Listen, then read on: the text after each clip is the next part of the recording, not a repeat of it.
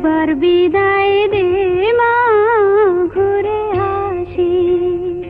সেলুলয়েডে ক্ষুদিরাম বসুর জীবন কাহিনী শোনাবেন সৌমিত্র চট্টোপাধ্যায়। পরিচালক অমিত ঘোষের ছবি শহীদ ক্ষুদিরামে ভাষ্যকারের ভূমিকায় রয়েছেন তিনি। শুরু হয়ে গিয়েছে ছবির শুটিংও। 1889 থেকে 1908 এই সময়সীমার মধ্যেই বিস্তৃত হয়েছে এই ছবির কাহিনী। এখানে তো আমি ন্যারেটর, একজন কাহিনী সূত্রে ভাষ্যকার।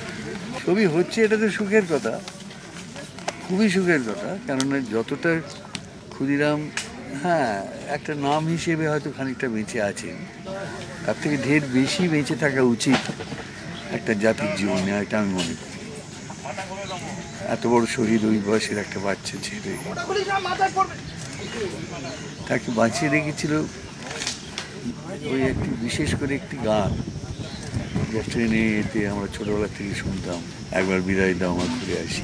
আমি হাসি হাসি করব ফাঁসি, দেখবে ভারতবাসী,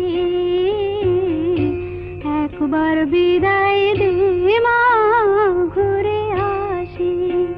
এই ছবিতে ক্ষুদিরামের চরিত্রে অভিনয় করছে সাগ্নিক চৌধুরী। ক্ষুদিরামের দিদি অপরূপা দেবীর চরিত্রে রয়েছেন অপরাজিতা আঢ্য। সেই জন্ম থেকে শুরু করে সেই পুরো 18 বছরের স্প্যানটাকে যতটা সম্ভব ডিটেলিং করে, যতগুলো মেজর ইভেন্টস আছে ক্ষুদিরামের লাইফে, সেই পুরোটাকেই নিয়ে সিনেমাটা তৈরি হচ্ছে। পশ্চিমবঙ্গেই পুরো ছবিটির শুটিং হবে। ছবিতে থাকবে মোট 2টি গান। রঞ্জিত হালদার, এবিপি আনন্দ, দক্ষিণ 24 পরগনা।